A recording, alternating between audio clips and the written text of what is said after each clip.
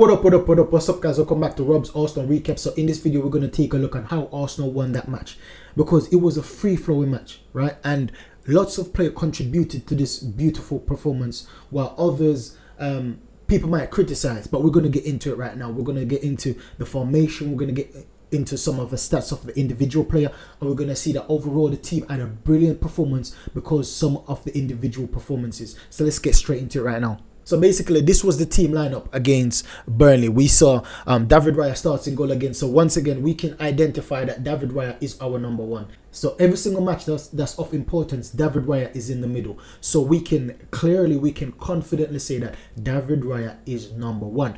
So at right back, we see Tomiyasu playing, and he came in for Benjamin White, which is currently injured right now. So for me, Tomiyasu had a brilliant match. Sometimes I even see him popping up under left-hand side in the attacking transition. So Tomiyasu had a brilliant match for me. At one point, we see the left wing for Burnley getting the better of Tomiyasu. Tomiyasu, I believe, should have been stronger. Apart from that, he had a brilliant match, and that what led to the goal, basically. So apart from that mistake, that error from Tomiyasu, he had a brilliant match. We see William Saliba, for me, another brilliant, solid performance at centre-back. If he had not been for Zinchenko, which was brilliant on the day, and Trossard, which was also magnificent. If he had not been for these two players, William Saliba would have been my man of the match. Gabriel Magalhaes also played brilliant. Declan Rice, another brilliant performance. I don't know why he's got a low rating. For me, he was one of the best players on the pitch. Jorginho, once again, taking over the team. Have basically a good, and he was good today with one-on-ones. Kai Havertz, as I said before, I think I went over the board in my last video. I think I went overboard saying that it was his best performance in midfield, but it was up there. And the reason being, we're gonna get into some stats why I believe that he wasn't his total best comparing to previous matches he's played. But for me, he played a bit different because he was interchanging with Trossard a lot, because Trossard was playing striking, and he was interchanging while Trossard dropped in the attacking mid, and he's sometimes going in striking. So they were the way they interchanged, I loved it, because Trossard played that attacking mid / centre forward role really, really well. And Havertz, he filled in very well, being aggressive, being strong. It's just that he was a bit too tall and a bit too awkward to basically play those tiki-taki moves with Saka and with Martinelli. But otherwise from that, Trossard had an okay game. But I have another criticism, and I'm going to get into it later on. Gabriel Martinelli had another superb match, taking on the player, which is, as what I said in my previous video, is carried that form in from the previous match into this one, and that's what I love to see. I love to see him brimming with confidence and continue to get the attacking the player, driving fear in the opponent. Trossard, I've spoken about him too many times since this match against Burnley. He was absolutely magnificent.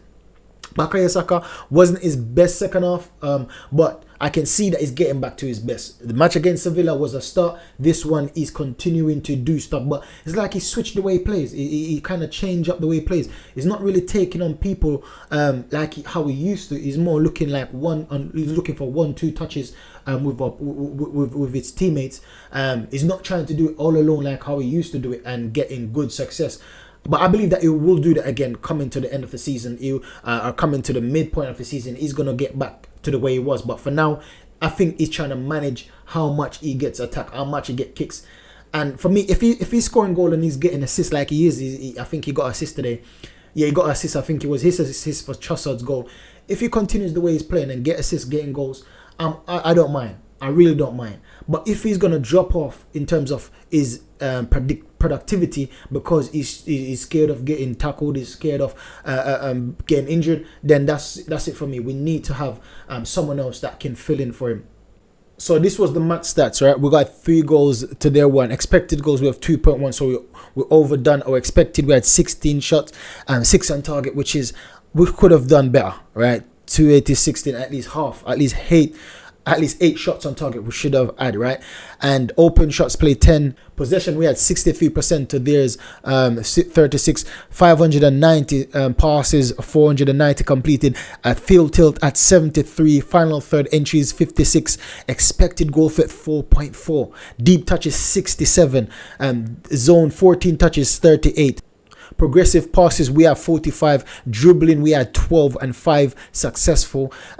tackles 21 and 19 successful. So now when you see the difference in dribbling, you can see that this was a night and day comparison compared to the Sevilla match. So this is what I'm saying, that the Premier League teams are more difficult to get past. They're more difficult to dribble past because they defend well, because they get most of their players behind the ball. It's not like with in Champions League, they try to attack, they try to do stuff, but we end up pinning them back. But in the Premier League, it's like this is their bread and butter, to make sure they defend better than how they attack. And this was it today, that we couldn't, Martinelli wasn't having much success like he was in Wednesday night, but he's still done pretty well. But they limit the dribbling opportunities or the dribbling success, because we had 12 chances of dribbling with a 5% with a 5 success. So that could have been better. That could have been better. But acknowledging the fact that Burnley is very good defensively, we also have to bear that in mind, right?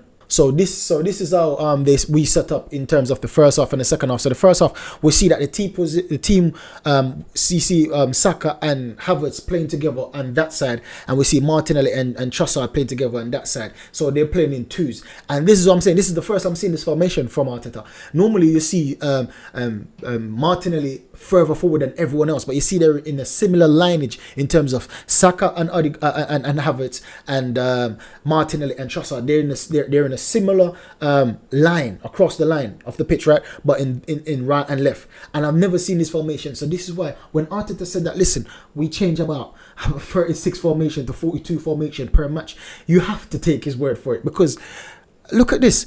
You see the shape of the defense as well. You see Saliba is always the one behind, further back, and Gabriel is slightly forward. Tomiyasu slightly forward. Zini basically inverting in. Declan Rice playing just above. But this formation, I love this formation, because I think it makes us a lot more fluid than previous matches. As you see in my previous video, I said that, listen, this is one of the performances I can liken to last season. It's very similar to last season's performance, the way we played tiki-taka and the edge of the box. I love to see that. And the edge of the box, we dictated, we turn, we twist, we look for opportunities at the end of the box. And we didn't just do that. We start looking for crosses, and we're going to get into some crossing stats as well after. Now, this is the picture in the second half, and we basically starting to defend. We started to defend deeper when Reece also came on and Eddie Nketiah came on. You see, Eddie Nketiah, even though he's a striker, is basically in a midfield position. And this is how we played an average position after the subs came on. Now, just to get deeper into Trossard's play, he scored a goal, expected goal of 0.5. So he had a 0.5 expected goal, which is an awesome stat to have. He had 1 assist. He had 2 shots on target.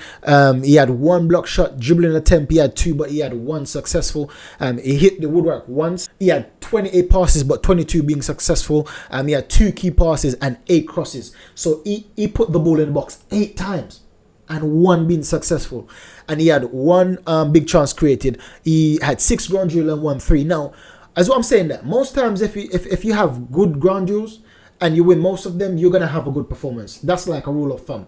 But what I want to focus on in this case is he had 8 crosses but only 1 successful, and this is what I'm saying, that I see that Arteta is trying to distract the opponent. He's trying to confuse them. Right, he's leaving them discombobulated, because they're expecting us to come one way in terms of a tiki-taka on the edge of the box, and that's it.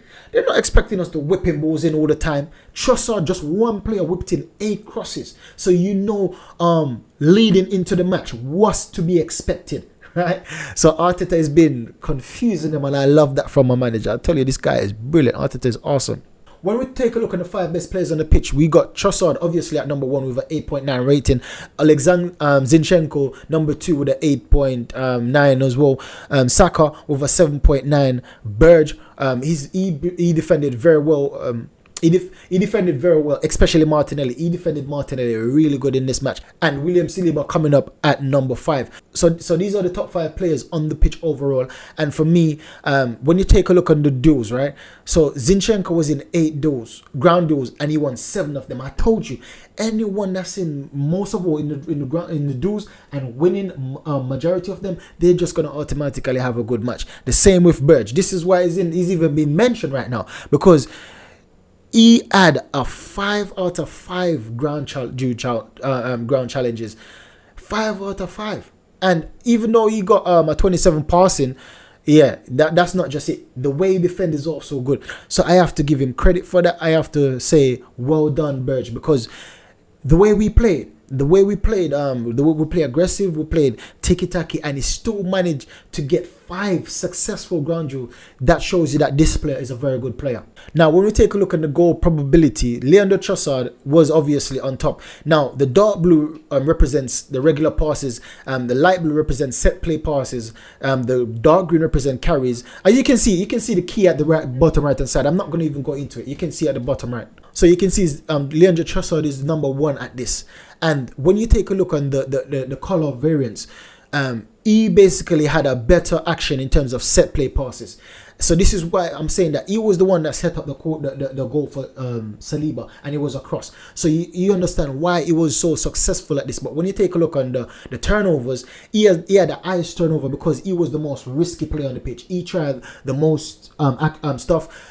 And this is why it was so successful. But at the end of the day, EU had more turnovers as well. So this is it, that the most riskier players will always have the most turnovers. That's just the end of that's just how the game works. And for me, I would rather a risky player that would produce some brilliant moments than have a player that plays safe and it doesn't get noticed, and he doesn't make any mistakes, or he doesn't get noticed because he didn't do much in the match. So for me, I love the way Trossard played today. He was absolutely brilliant from the first minute to the last. Now, when you take a look at Zinchenko, his passes is basically what carried him throughout the whole match. His passing and his shooting. With Trossard, his shooting was top notch as well. We had the best shooting action. Then Zinchenko having the second best shooting action, which I was quite shocked because we had Saka, which Saka had a smaller percentage. Martinelli was minimum, literally minimum shot action for Martinelli. But when it comes down to Zinchenko goal probability, he had a better goal probability shots than Saka and Martinelli and Kai Havertz. All of these attacking players, he had a better ratio than them. So this is what I'm saying, that Zinchenko was back. Our Zinchenko that we've seen when he just joined Arsenal, it was this performance today, and hopefully is a continuation of performances to come, because I think that he was playing a bit with injuries. He was playing a bit with his mind on the politics in terms of what's been going on in Ukraine, what's been going on in Palestine. I think he was getting too involved in things like these, and it was affecting his game. But now we can see that he's getting back to the way he normally plays, and I'm all for that because I love to see my players playing to their fullest potential. Now, when you take a look at the Bukayo Saka, he's the same thing, set plays. The biggest goal probability for him is his set plays as well, and the same as with Trossard.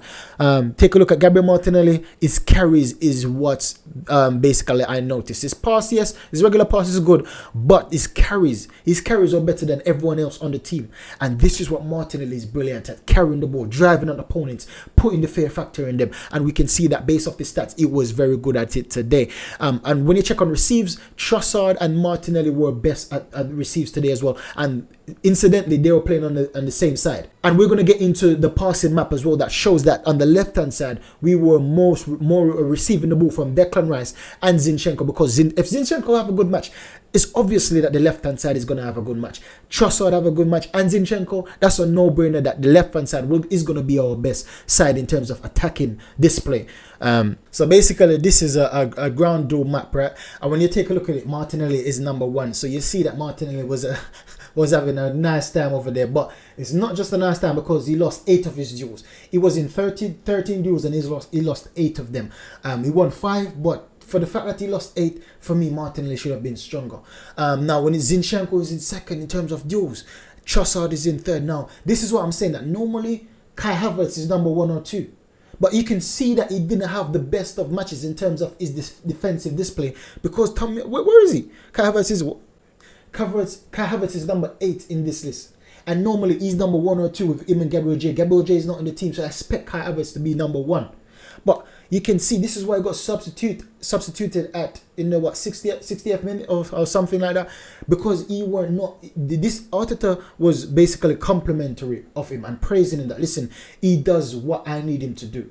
and I respect Arteta for that. But he was critical of his goal scoring performances, saying that he needs to be a bit more better in going forward. But apart from that, he does what he wanted to do very well, what Arteta asked him to do very well. And one of that is winning your duels, going hard in challenges and winning them. And we see that he wasn't like that today.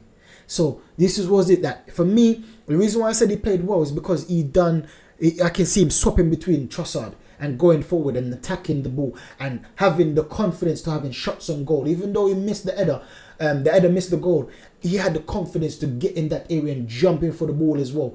And I see him trying to have shots. One of the times I see him cutting in, trying to curl a shot.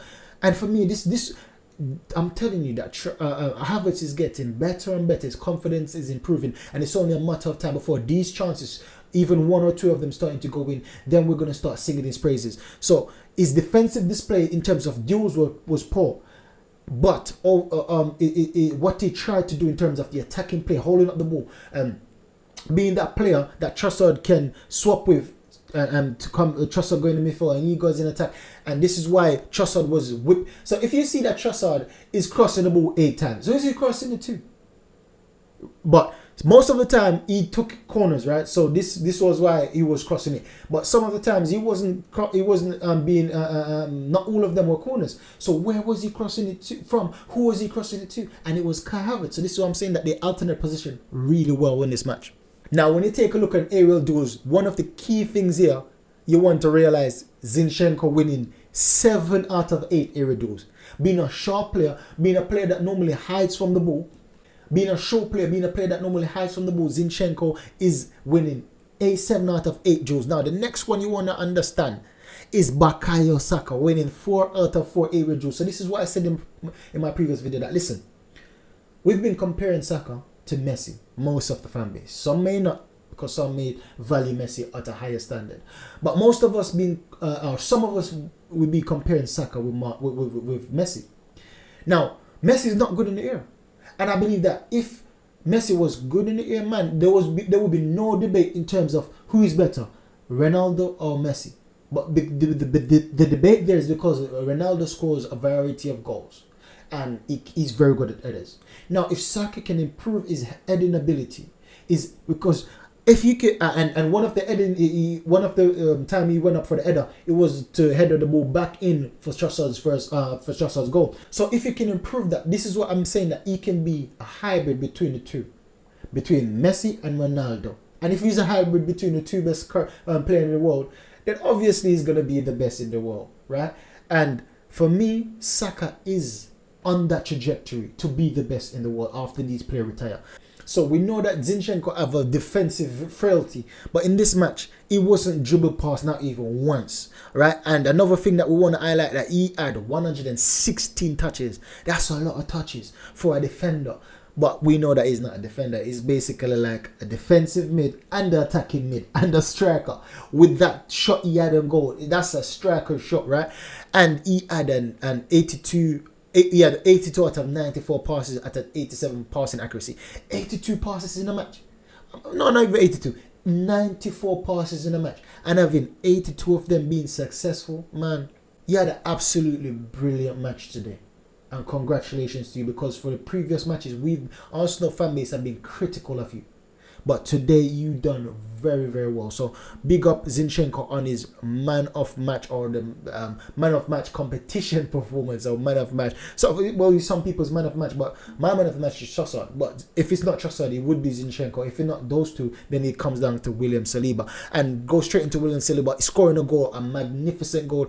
His XG is very high as well. He's having a 6.64 XG, and that's because of the crosses that was coming in. He had 2 tackles, 2 clearances. Error led to a shot was 1. He had 3 ground duels, winning 2. He had 5 aerial duels, winning 4. Possession lost 7 times. Touches 96. So he had a brilliant match today, right? I'm not even worrying about the possession loss, because the way he play risky, our defense play risky, so at times they're going to lose the ball. I don't care about that. it's in the fact that, did you recover? Did you try to get the ball back? Did you try your best efforts basically to win that ball back? And for me, they did. All the defensive line, especially William Saliba, done pretty much his job today. Now, these are the leaders of the match. You see, Zinchenko had the most passes. Zinchenko had the most progressive passes. Zinchenko had the most deep completions. But Trossard has the most XG chain. But Trossard is the highest on the XG chain. William Saliba most XG build up. Zinchenko most XT passing, and Kai Havertz most XT received. So we see that Zinchenko overall is the leader. Zinchenko is mentioned 4 times on this leaderboard. So this is what I'm saying, that Zinchenko had an outstanding match. But for me personally, Trossard edged him. Trossard edged Zinchenko in this match, but Zinchenko basically controlled and dictated the whole match, the whole play, from defense to midfield to attacking, because he even get on the score sheet. So Zinchenko had a superb match today, and I have to say once again, congratulations to you, mate. So when you look at the passing lanes, you see Saka did not pass to Trossard, not even once in the match. And now I'm starting to understand, I'm starting to think that this is Arteta's system how to play, to stick to your side. Stick to Martinelli and Trossard, stick to their side. Kai Havertz and Saka stick to their side. Declan Rice and Zinchenko being the person that will spray the ball left, or Jorginho spray the ball right. The centre mids including Zinchenko will be the one spraying the ball. But apart from the centre mid, everyone stick to their side. You see Tomiyasu as well. Tomiyasu got a brilliant left foot on him.